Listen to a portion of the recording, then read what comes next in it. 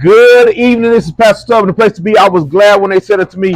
Let us go into the house of the Lord. This is New Way University, Real Talk Biblecast with Quise and Stubb. We back. Y'all thought we was going away. We not going away. We back. And again, y'all know us. We always testing technology, so we got our things. So we trying to upgrade to give you a better experience before we blow up. So we trying to prepare, set the groundwork for the blow up, bro. You know what I'm saying? Set the groundwork. We ready.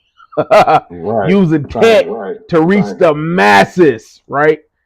To reach the masses, man. Trying to get all the tech. We trying to get all the tech, bro. We trying to get all the tech. We just gonna be ready for the come up. When the come up. So today, I am so excited about this topic. It's already on the screen. What does the Bible say about betrayal? And I used to always say I don't really preach anything that I haven't lived. Yep. Some preachers might feel offended about that, but my thing is that by the time I come up with a topic, it's something that I've lived, something I know people live, and I think that's just more relevant to the conversation. Is that we're talking about things where people can take these tools, right, and live with them. You know what I'm saying? Where you see the Bible live in your life, which I think is a pretty amazing thing to be able to see the Bible live in your life. And so a big topic is the topic of betrayal. How you feel, how do you react to it? I've seen a lot of posts about it. I've seen some kind of slick stuff that people say about it, where it's kind of like the passive aggressive thing, where they say something that saying one thing but really means something else, kind of in between the line thing. But we are about to punch it in the face today, right? We're about to punch it in the face. So hopefully people get an opportunity to watch this and be inspired and be touched by what happens as God inspires us through this conversation about this scripture. And so what we're going to do is I'm going to read. One of them is, this is one of my favorite ones. All right, it says Psalms 41:9. Even my close friend in whom I trusted, who ate my bread, has lifted his heel against me. And what's amazing about it is I love the concept of how this psalm is spelled out. And so it's crazy because, like, if you read the whole thing, I'm going to pull it up. Psalm 41, right? And it's kind of crazy. All right. So Psalm of David says, I'll read it fast as I can. All right. Blessed are those who have regard for the weak. The Lord delivers them in the time of trouble. The Lord protects and preserves them. They are counted among the blessed in the land. He does not give them over to the desire of their foes. Oh, here we go, right? The Lord sustains them on their sick bed and restores them from their bed of illness. Now, this is for people who have regard for the weak, people who are tied to those who have issues, people who are tied to maybe your ministry is homelessness, maybe your ministry is broken women or broken men, or maybe your ministry is dealing with mental health. This is saying in verse 1, blessed are those who have regard for the weak. The Lord delivers them in times of trouble. Doesn't say we want to go have trouble. It says you will be delivered. The Lord protects and preserves them in the time of trouble, right? They are counted among the blessed in the land. So people can tell that you're blessed by what you do, about how your regard is for the weak, right? Man, this is killing me. I'm telling you, it's beating me up, right? Right? They are counted among the blessed in the land. He does not give them over to the desires of their foes. So though people want ill for your life, God does not turn you over. God does not allow what they want to happen in your life to actually happen in your life, right? The Lord sustains them on their sick bed and restores them from their bed of illness. Oh my God, Marquise. Oh, this is killing me, right? All right, verse 4, it starts, right? I said, okay, so now, David is talking about the reality of the power of God for those that who have regard for the weak. Talk about that first 1 through 3, right? Now, this is kind of like prayer. Okay, it's like a prayer. This psalm is kind of like a prayer, like you're having a conversation with God, right? So he's saying, God, I acknowledge all this, right? And then it'd be cool if, like, verse 2 had the word but behind it. Verse 3 had the word but behind it. I said, have mercy on me, Lord. Heal me, for I have sinned against you, right? My enemies say of me in malice, when will he die and his name perish? Not only do they want you to die, they want everything that represents you to go away. Which means the generations you created. Yes, your family, your children, your cousins. They want you to die and your name to perish, right? When one of them comes to see me, right? He speaks falsely. We're talking about his enemies. He speaks falsely while his heart gathers slander, which means he's saying something and he's thinking about something else to say that are all lies, right? Then he goes out and spreads it around. So he says it out his mouth, right, to you, thinks about something else, and then go spread it all over the internet. Oh, I call it Beyonce's internet. All right, spread it all over the world, right? All my enemies, verse 7 says, all my enemies whisper together against me. They imagine the worst from me, saying a vile disease has afflicted him. He will never get up from the place where he lies. Wow. Right? Then verse 9 is our target, right? Even my close friends. So we have an expectation for our enemies, right? We have expectations for our enemies. They're going to do what they're going to do. We know that, right? We realize that. But verse 9 says, even my close friend, right? Singular, someone I trusted, one who shared my bread, right? We ate together. We sat down at the table together. We broke bread together, bro. Has turned against me. And we're going to come back when we go into verse 10. That is a powerful situation. And I pray that everybody gets a chance to watch this, right? Because we're going to talk about betrayal. All right. What does God say about betrayal? Now, transparency moment. I struggle myself with betrayal. I struggle with myself with people that have ate at my table. And I don't mean my physical table at my house, but I mean we've served together, we sat together, we've gleaned, we've done things, and I've supported them. People I have fed, right? Betraying me or stabbing me in the back. That is the most difficult thing, I think, when you're trying to walk in integrity, you're trying to walk in Christ, you're trying to, even if you're at the point of getting your life together, the most challenging thing for you, and it will be a continuous challenge. And I'll tell you what my pastor told me the other day, which really I wanted to choke him because he was so right? But it's the most difficult thing you will encounter. You are, sir, has always been what we call a dear mother. You always found the best in people, have always found the kindness in people. You have always tried to be generous. You always try to help people, keep people together. Groups that you were a part of, you were always the center of the glue behind all these groups. People that are not even connected to each other are still connected to you because it was just like your calling to draw people, which is a blessing. You know what I'm saying? Me, I love to serve people and do and help people. You know what I'm saying? I don't always want a bunch of people around me, but I will serve and help as many people as I possibly can, right? So, but what I do notice that even though we have have had over the years a different approach to people as a whole, we both struggle with the same thing. We both struggle with the fact of literally being betrayed. Yep. Literally going through this thing. And so I think instead of us, going on rants or going to social media and trashing people.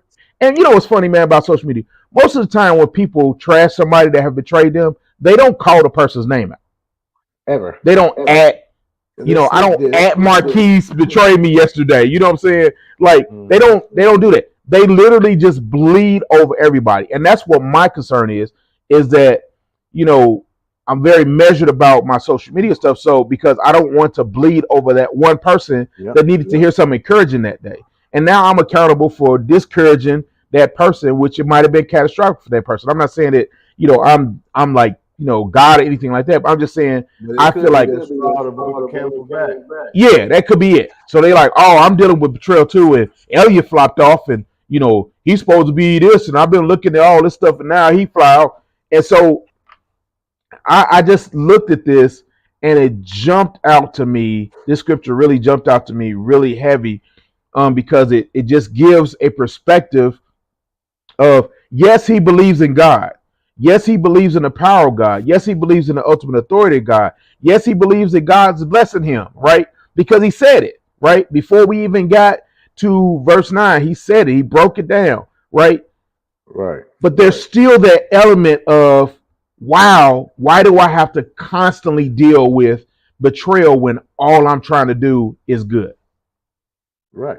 And it's kind of sucks because God tells you in so many different places, like, just because you do good, it's going to come to you.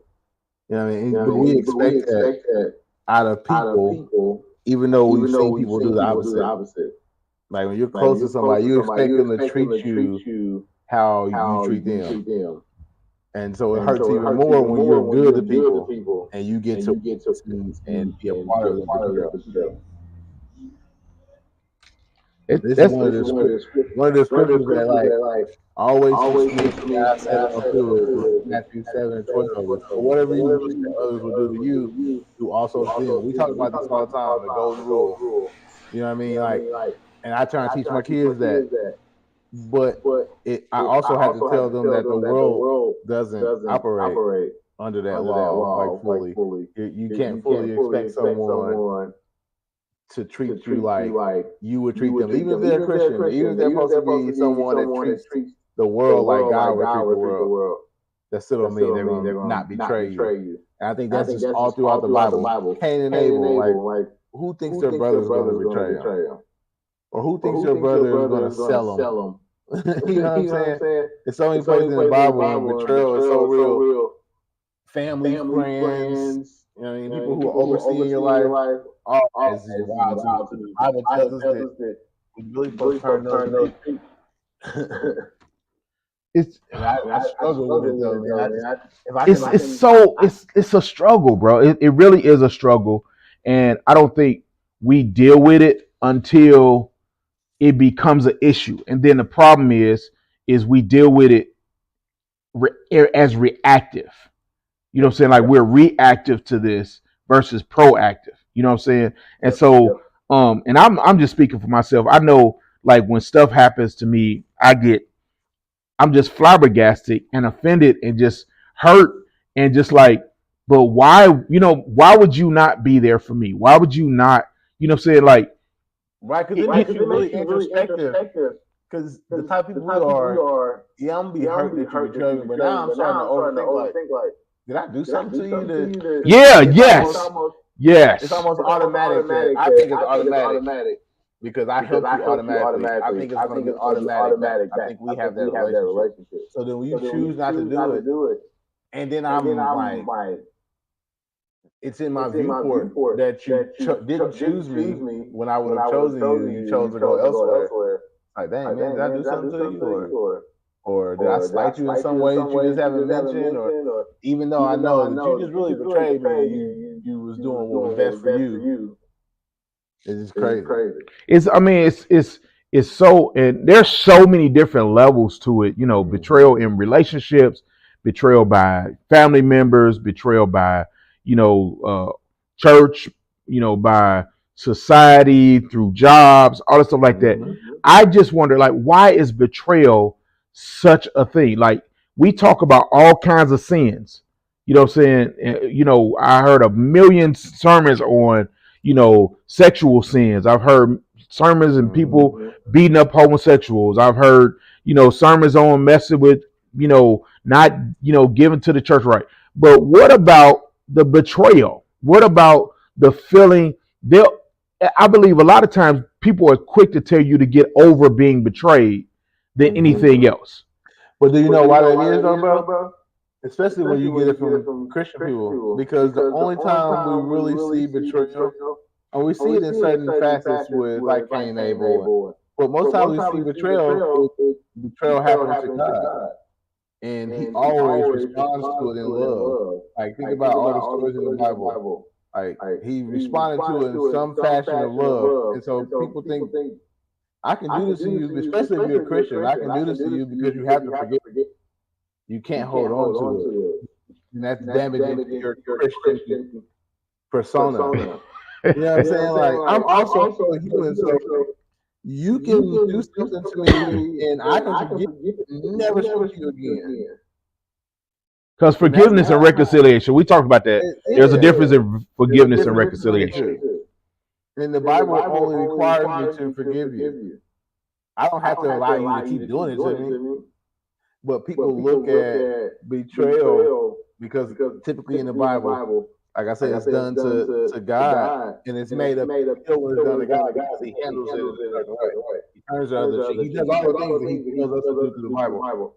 So people look at that. I think people don't look at that and see, wow, look at that and say, all right, well, I'm a sinner, so if I betray you, you gotta forgive me. So it's more urgency to do the thing because I don't have anything to fall back on. I can't get in trouble for it. And I see that all the time in Christians and in the church. If you do something wildly crazy, and then you verbally say to me, but you're a Christian, you're supposed to forgive me, right? That makes me Why is it? I think in some you said just kind of just spark is people. I think a lot of things people don't jump at dealing with betrayal because you first have to look at your own accountability. Yep. You know what I'm saying? You first have to look at, okay, what did I do? How did I handle it? Because I had to apologize to somebody because my frustration, and this is some, I'm learning, my frustration with a betrayal bled on somebody who had not betrayed me. Right. And that we have to be careful of. And so I hurt somebody who has been there. And even after I hurt them, that person in such humility told me that I hurt them, that they weren't used to me acting like that. And they understood my frustration, but they were frustrated that it seemed like I was directing that frustration towards them. Yeah. And so it's like that's something that jumps out is like we're in a situation of self-accountability. And I think the issue with dealing with betrayal or people talking about betrayal or people addressing betrayal in a non-emotional manner, not a reactive situation, right, but a conversation or or whatever it is to deal with talking about betrayal, because like you said, it's all through the Bible. You know what I'm saying? And it's not always your haters. You know what I'm saying? It's not always somebody that wants what you want. I mean, we have a billion freaking hater sermons, out there, but it's kind of like, but I'm hurting and it was my family member. I'm hurting and it was my pastor. I'm hurting and it was my, it was my wife. I'm hurting and it was my husband. You know what I'm saying? Like, I'm hurting and it was a job that I dedicated years and years to. You know what I'm saying? Like, there has to be some way to deal with that. David is struggling with the betrayal of his own son. Like, he's detailing and dealing with the betrayal of his son to the point where his son didn't just want him dead. He didn't just want his throne, he wanted his life. And so that becomes an infection. And I was reading something. This was actually pretty good. I was reading at my cultural study Bible, And I thought this was really interesting. It talks about it jumps to it talks about Psalms, and it says posture of. Let me see, where is it at? My eyes ain't that good. I know you doing the old man look. Yeah, I'm doing the old man look. It was really good, bro. I got to read this. Okay, here it is. It was talking about Psalms 31, right? With Psalm 31, it talks about because it says, my life is consumed by anguish and my years of growing, my strength fails because of my afflictions, and my bones go weak because of all my enemies. I am the utter contempt of my neighbors. Because of my enemies, I'm the utter contempt of my neighbors and the object of dread to my closest friend. Right? So these people have infected your neighbors and your friends. Those who see me on the street flee from me. I am forgotten as though I were dead. I have become like broken pottery, for I hear many whispering, terror on every side. They conspire against me and plot to take my life. Now, the commentary says the object of dread to my closer friends. It addressed that. It says it is possible in cases of suffering, especially in a culture that associates such affliction with divine punishment. So you know how uh, Job's friends was like, just curse God and die. You know what I'm saying? Like, what did you do wrong? You know what I'm saying? You must have did something against God. It says, in cases with such affliction as divine punishment, that even friends might withdraw. Whether or not this literally happened in each circumstance behind a psalm is not relevant, since expressions of this type became stereotypical language in psalms of suffering. Right? It says, in a classic example of suffering, worshippers in the Mesopotamian text once describes how his family and friends turned against him. Then it goes into Egyptian texts address the experience of suffering, utilize the same motif.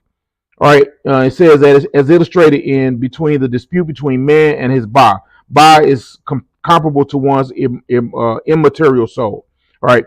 In both Israel and in the ancient Near East, a suffering person may lose friends because friends assume his suffering is because he has an angered God, and no one wants to become collateral damage by associating with a recognized offender. So people just automatically assume because something is going on in your life that God is mad at you. Right. That's another reason people betray you. Right.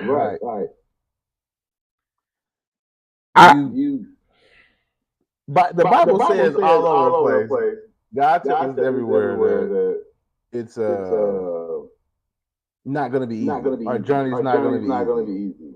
You know what I'm saying? I'm not leaving you on the cold, but you're going to have to go through some things to learn some lessons to be applicable to the blessings I have for you. I can't put you in spaces that you're not ready for, which means I gotta let you go through some trauma so you can get to a blessing. Leave me alone, Marquise.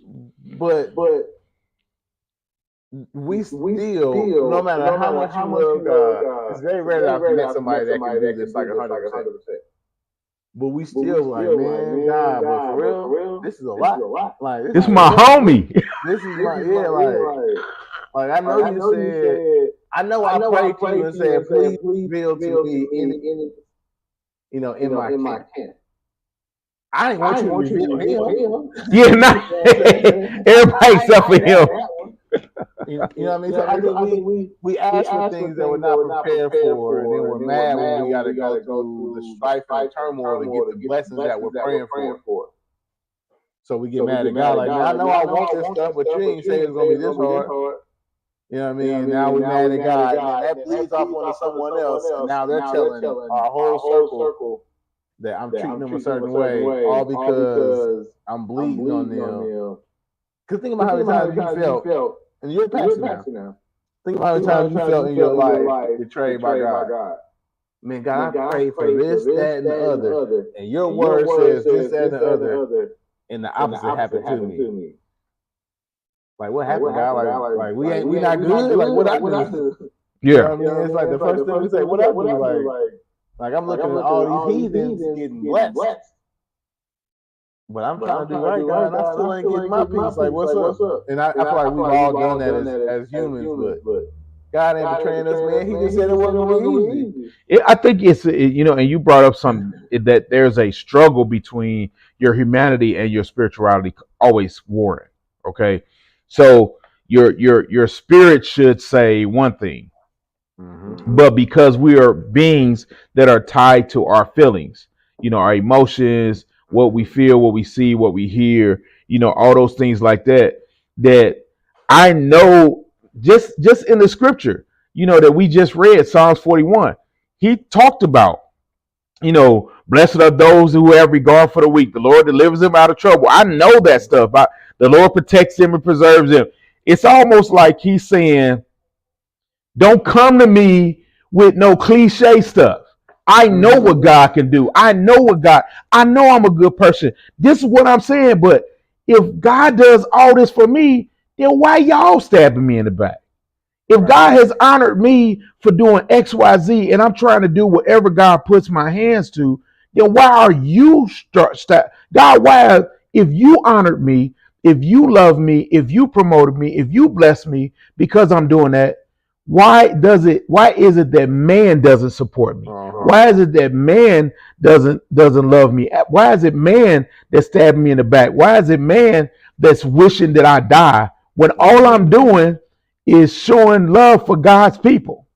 You know what I'm saying? And so I think that is one of the most frustrating things, is that when you are doing your everything, my pastor always tell me, Elliot, you can't expect you out of other people.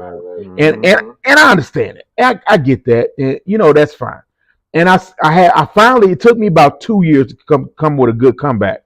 And when he said that again to me, and I said, but I can't expect them, right, to be kind or to be human, and then I said one time, I can't expect them to remember. What is most irritating, I know for me, is when people get selective amnesia. Right. You know what I'm saying? Right. Like you do for them when they need. Then when you need, or even if you're not even in need, you're just in need of support. Whether maybe you're doing something, maybe you're trying to, it's a business, or maybe it's an opportunity, or maybe it's a program, or maybe it's whatever. And they have the distinct ability to support you in a way that's actually beneath what you did for them. You know what I'm saying? But still will ignore you like you meant nothing. You know what I'm saying? Think of all the people that David had to have fed to feel the way he felt at that point. Right. You know what I'm saying? Think about all the people he had to pray for. Think about all the worship he had to do. Think about all the people that he had to be, all the things he had to be to other people before he got to the point where he was like, God, why are people stabbing me in the back? Why am I a target for everybody that, to say or do or be something negative towards me? You know what I'm saying? Right. And my pastor told me, in our conversations about this very thing, he said, you're going to consistently struggle with it. And I want to share this with everybody. You're going to consistently struggle with betrayal until you depend more on God than you believe in man. You will constantly deal with the struggle of being betrayed until you depend on God more than you believe in man. Right there. Psalm 109:4. In return for my love, they accuse me, but I give myself to prayer.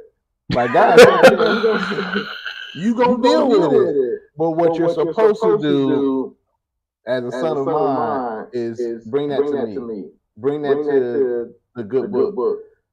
Don't respond to betrayal with malice, or don't continue that circle. How do you expect that circle to break if it doesn't break with you?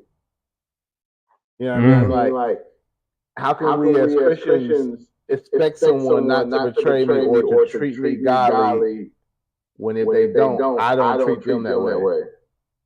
I don't respond with God's teaching. I don't respond that way because the Bible tells us a lot of what to do in certain situations. And it's hard when that flesh take over and responds.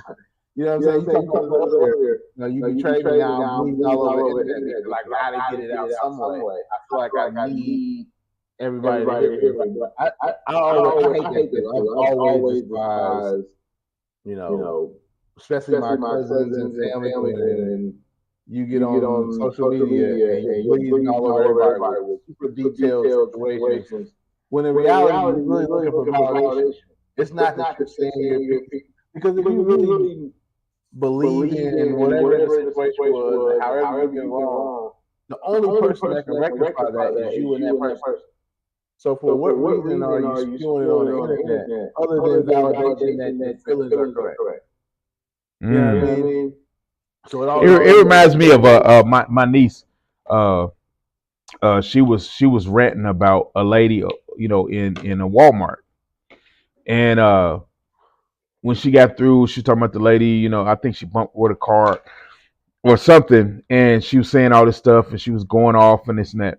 And so everybody was like, "Yeah, girl, I get tired of people doing it, doing exactly what you was talking about, validating, and going through all that stuff." And so I went on there and I said, "Hey, is that lady one of your followers?"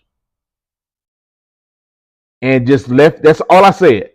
And she of course, she came off the comment section and contacted me directly and was like, Uncle L, I was just so frustrated, this and that. I said, but baby, we didn't do it to you. You know what I'm saying? And I know I could skip past it, but when I see something by one of my family members, of course, I'm going to read and see what they got going on, because a lot of times, but it's like, man, like, we can do that, and not just over the internet, in our conversations, in our actions, or, like, we can bleed on our kids. You mad because somebody betrayed you over here, you come home, you mad at them. You mad, any little thing they do, it's like, and so I think the betrayal to me is something we have to deal with it, because that's one of the things that will get you out of character quicker than anything. That's one of the things that the devil is able to use to trap you in situations and snatch everything from you. Because, like I was talking about Sunday, we doing a series called Rooted, and one of the scriptures spoke about with one of the seeds being it never got in the ground, it just got cast to the side. And so now the devil can, the things that God are trying to give you, because the ground was not prepared, your heart was, tight with, you mad, you big mad, or you hurt, or you have malice or whatever. And God is trying to plant some in your life. It is hard. That seed just sits on the top. So now the devil can just snatch it away. So you never get that experience of growth. You never get that experience of being planted. You never get that experience of what God is really trying to, show you in your life. And so, because this is one of the things that keeps the seed from germinating in your life. This is one of the things that keeps that expansion. Like, you made me think about God enlarge my territory. I pray for, the song say, I pray for increase, all this, God, please enlarge my territory. But this is one of the things that can keep you from that blessing. Because and I'm I'm a prime example. There's things in my life that I want God to expand. There's things in my life that I want to do, that I want to see happen in my life and in the lives of everybody that I'm connected to.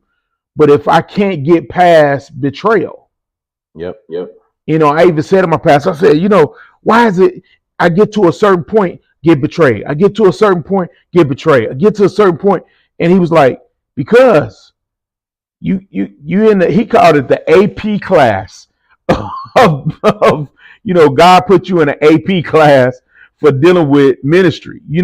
It's like we who God has called to do something specific have to deal with this over and over again.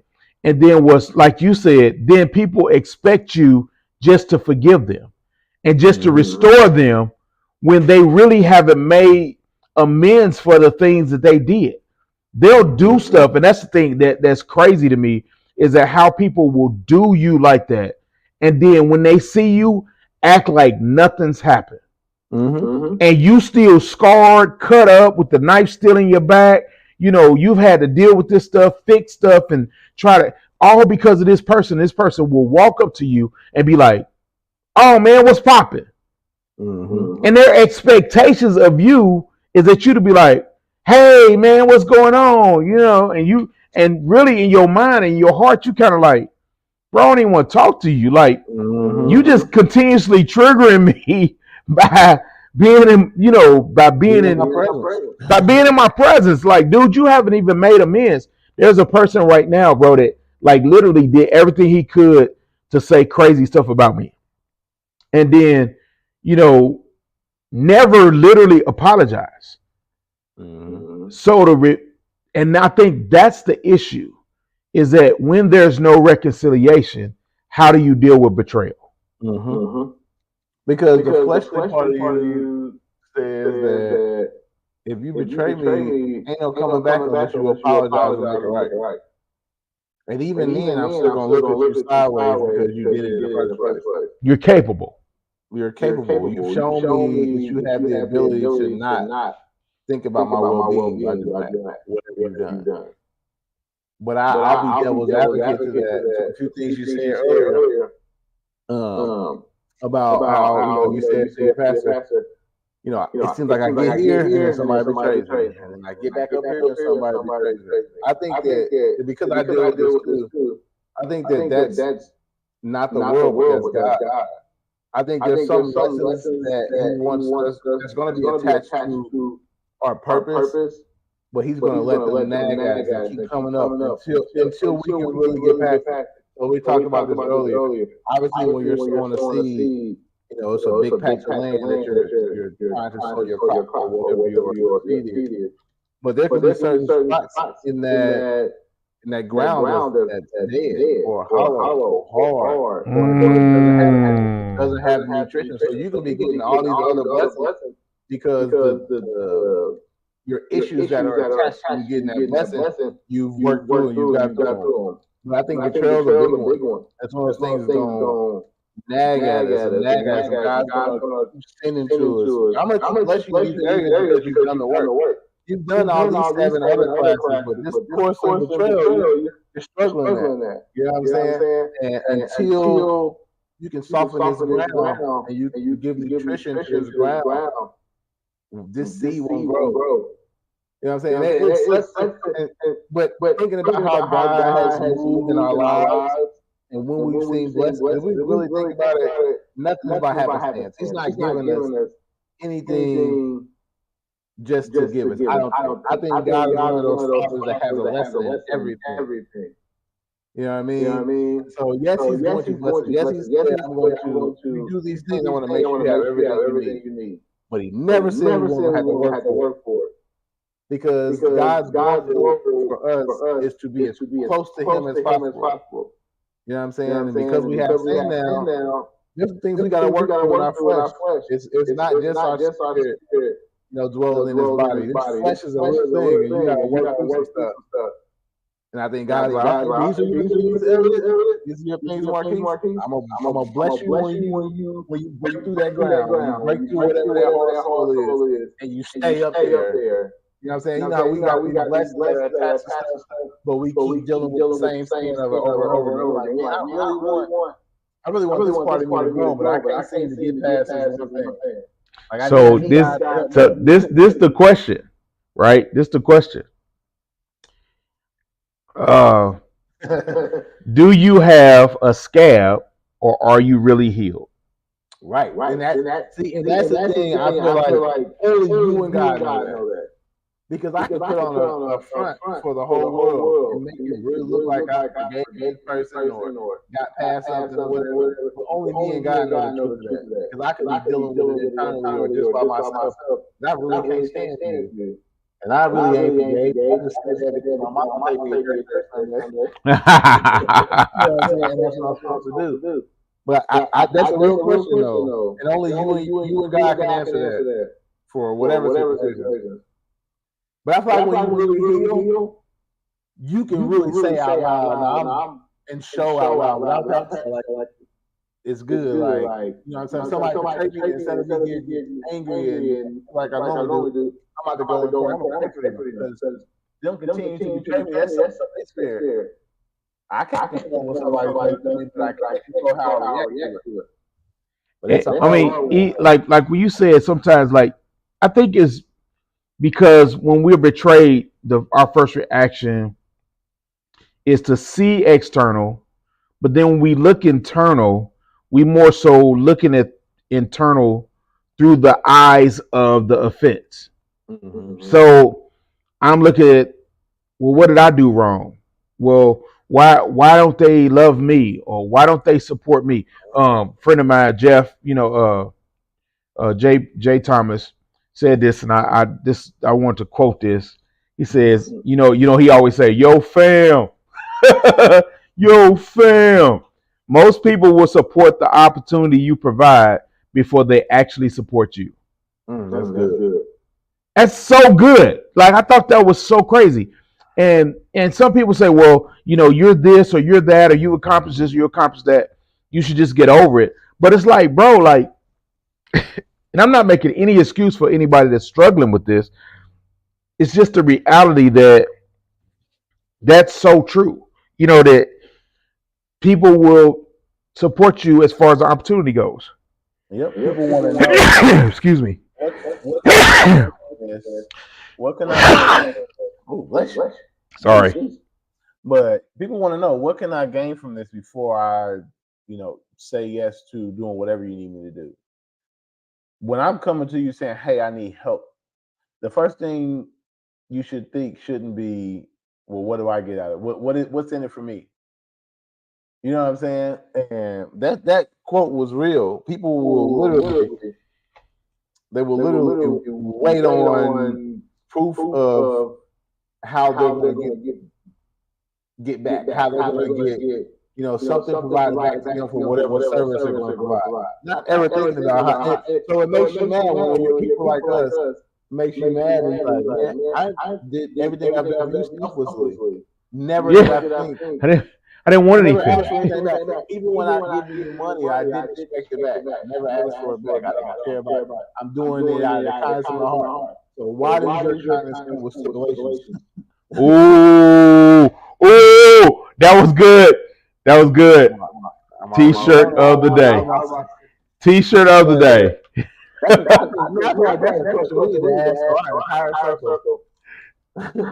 Why does your kindness come with stipulations? That's good, sir. That's good. It sucks when you have people around you that live by, in math we had the if this then that statement. Yes. You know what I'm saying? No, I'm just asking for your help. That's it. But when people are like, all right, I got you, but nah, never mind. Right. Do you think that people just don't that because we don't really talk about how to deal with that? And I think we've been told just get over it, just move on, don't care, me, myself, and I. We go into this, it's just me. I don't have to worry about people, because I know me. I went through that phase now. Like I said, I don't talk about stuff I haven't experienced. And it's kind of like, you get to a point where you like, just forget everybody. You know what I'm saying? I'll do it myself. And then you look around and you've done it yourself, and you're standing there by yourself.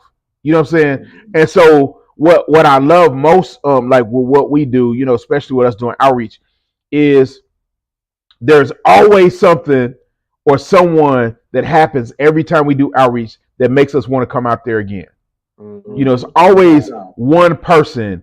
There's always one thank you, or one hug, or one handshake, or people that remember. And you wonder, like, why, when you have done similar things for people who may not be homeless, but they don't.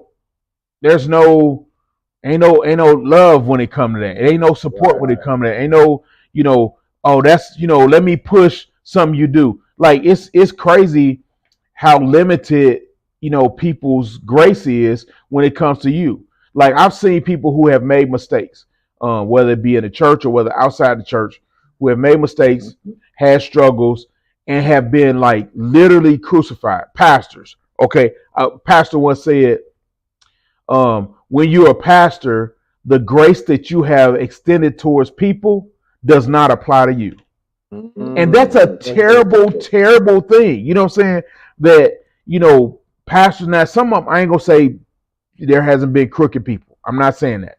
What I'm saying is there has been people who have made mistakes and have sought to, be reconciled, have sought the people to receive the same grace and mercy that is expected of them, and then did not receive that. They received crucifixion. They didn't receive grace and mercy. They received crucifixion. Oh, here's your cross. Here's the nails. You know what I'm saying? Here's your crown of thorns, big homie, because we're not forgiving you. We're not supporting you. And then you have people who never saw reconciliation, who people, it's not that they have been reconciled, they've just ignored certain things.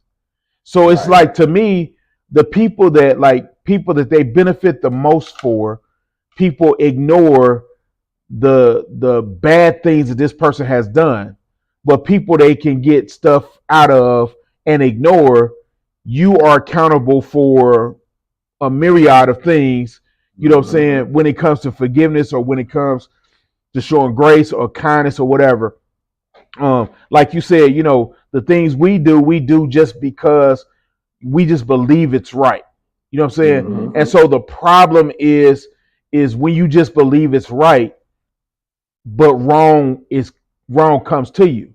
And so now our mindset, from what I believe you're saying, is that our mindset has to literally be focused on the original reason why we did it. And we have to literally beat that into our brain all the time. That whether it's a person that's homeless or a person that's in a suit, they got a Mercedes Benz. You know what I'm saying? Whether it's either one of them, you have the same purpose, you know what I'm saying, for what you do. And that, it doesn't matter. It's, like, why are you doing this? Because God told me so. Well, that don't make sense. Because God told me so. I know it don't make sense. Excuse my noise. My wife put in the garage. But when you get to that point, I think that's the only way we keep our sanity. That's the only way we keep our relationship with God. That's the only way we keep ourselves from being disappointed or being depressed, is when we just go, you know what? God told me to do X, Y, Z. And regardless, if this person supports it or this person doesn't love on me or this person stabs me in the back, I don't expect them to return on the investment I made in them. The return is always going to come from God. I think we're looking for the return from the wrong person. From people. From people. You know what I'm saying? But that also begs the question, who and why are you doing it? Because if I know I'm only extending this grace, or I'm, everything, I'm not expecting anything back because I'm doing this because God put this on my heart to do it. Then I'm sowing a seed for God. I don't, just like you always say, something you always say. It doesn't matter what I can do. God told me to give it to him. It's in his hands. I have nothing else to do with it. You know what I'm saying? So God is telling you to, do something for somebody, or give something to somebody. And he's convicting you to do something specific. We don't care what those people do with it. God told me to do that. So I sowed that seed expecting something back from God. Not from man, not from people. Just like that's why the younger me, I used to loan money and be like, hey, bro, you're going to have to come about that. Right. I know when you get paid, you know what I'm saying? I know where check cash. Right. But now I'm like, if if it's a situation where it's not something that's automatic or not someone that's automatic, then I'm gonna pray about it, and if God convicts me to give it, I'm gonna give it without expecting anything back. You know what I mean? And because I also don't want to create, debtors. I don't want to create debtors because I know God says that the ultimate thing, one of the ultimate things for us is we don't owe a man anything. So if I'm giving you something, I'm giving it to you out of the grace of my heart by way of God. Because really, I don't want to give you nothing. You know what I mean? But because people are ungrateful nowadays, people are expecting of things, especially when you are a believer. They want to call you and like, I prayed about it, and I still need that $500 for rent, and God led me. No, he didn't, bro.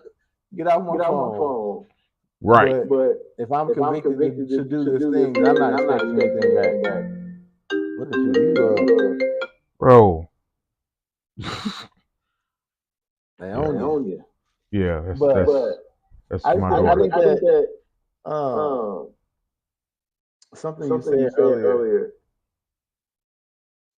If we are doing things, no, this was So we were talking about how we feel about people betraying us and how we react to it or what have you. But I think if one way that the world, no matter who or what they believe in, but if they put their religion into practice and thought about how they look in God's eyes, because when we're choosing to sin, we're legit betraying God.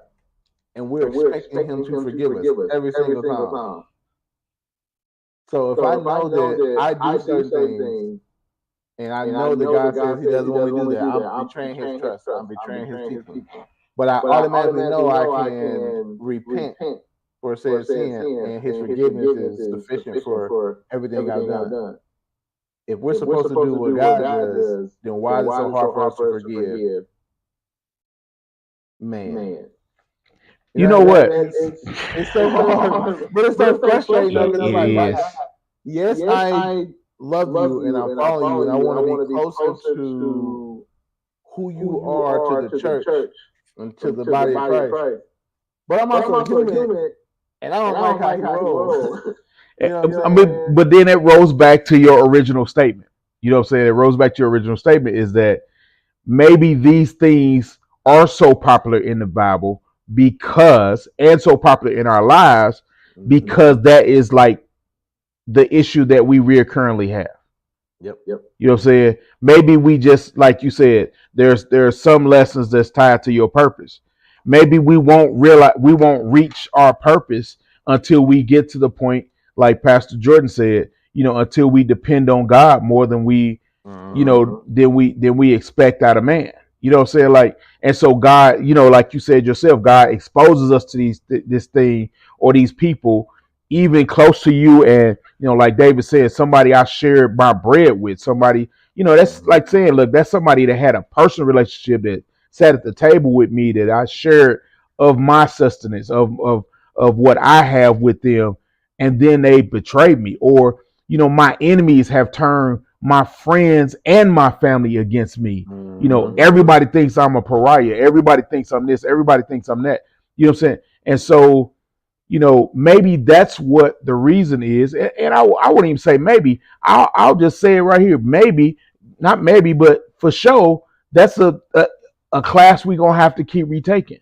And some of us are seniors in college, still taking that freshman forgiveness class. You know what I'm saying? What's crazy is something you said.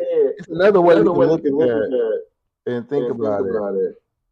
What if this is attached to our calling because he needs us to be well versed in it to teach someone else how to get through it. Oh, you know what I mean? It's like that's a burden. That's a big burden, bro. It's a big burden. But it's also because there's people. I've always been told, and I don't like it. I've always been told, you like a therapist, bro. Like you should go into therapy. People want to tell you that and you want to help. But I also don't want to help. Like I drip through something in my career wants to give you advice, so I can recall people that happen like that. Show you that will help you get. but it is so draining, and it's such a burden. And I also enjoy it, and I also enjoy it. Yeah. So many different problems. But what if God is battle tested? Because we're the down, but we're gonna have the professor with the group of students, not just worry about how I got through the betrayal. Now I got this group of people how to get through it. So they can teach more people how to get through it.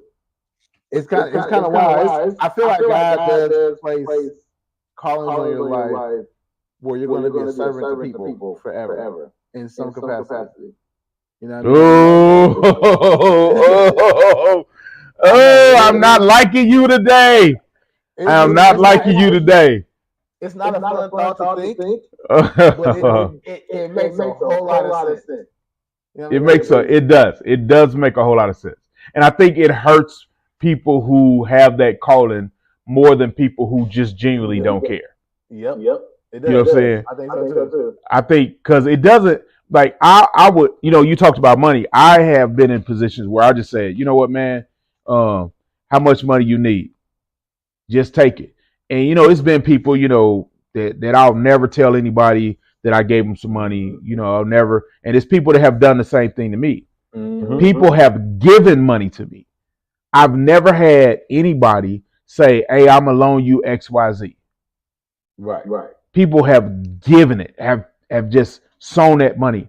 And I think, my mindset is always, if I give it to you, then I don't have to worry about getting it back. So it's gone. You know what I'm saying? Right. That's more me sowing the seed. That's more me not, I told a lady one time I was trying to sow to a lady in Walmart, and she had this cute little daughter, and her little daughter kept looking at this dress.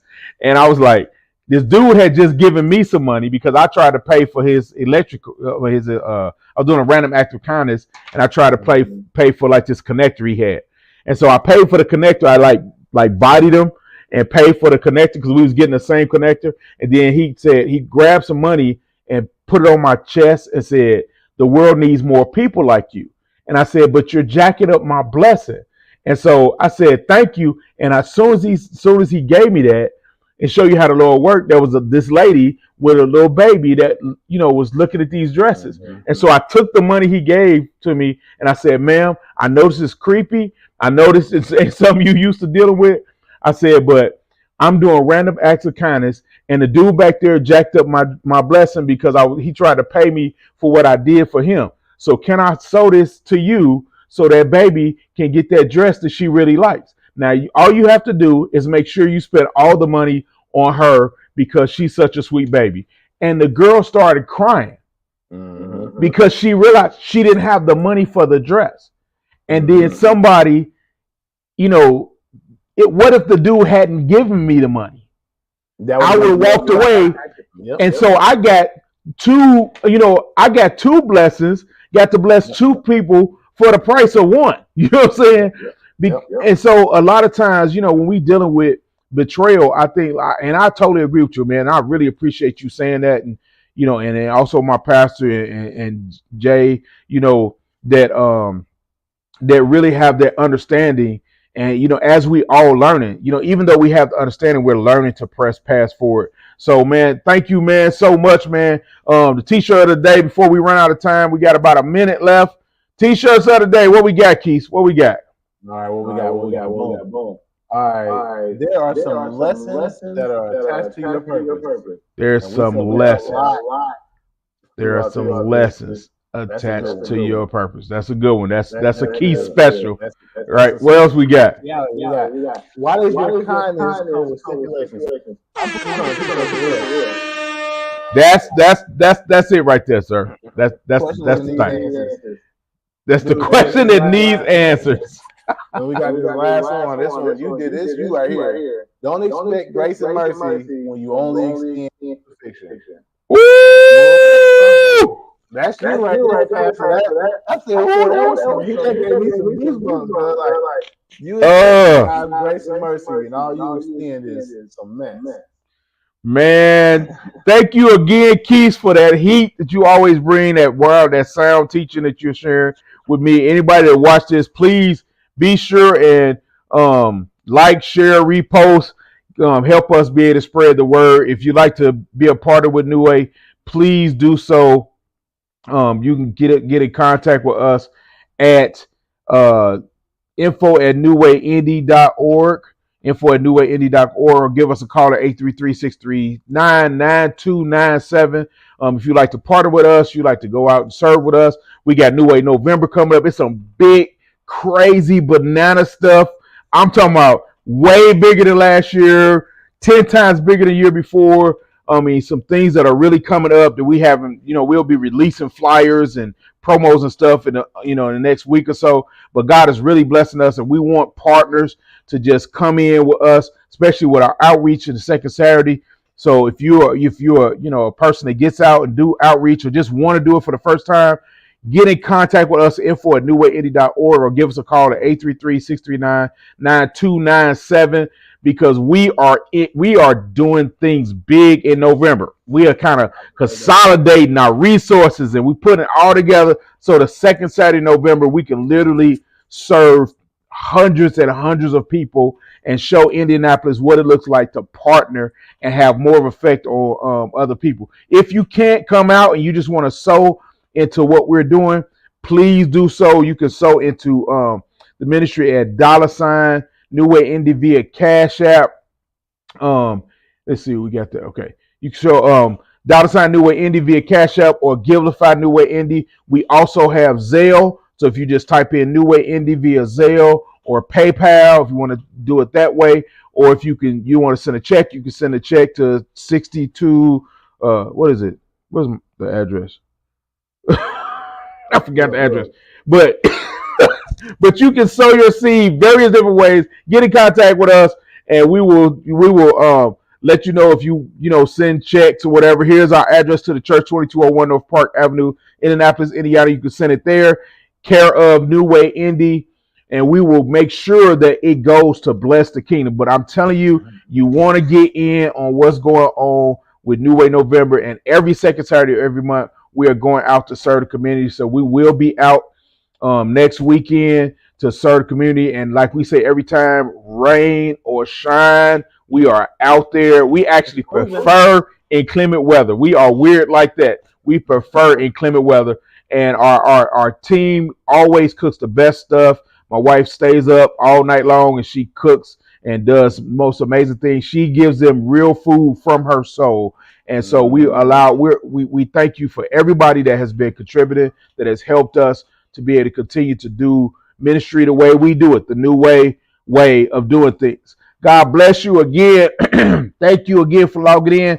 Those that see this later on, be sure and share, repost this so that somebody can be blessed and be able to deal with betrayal. God bless you. Take it easy.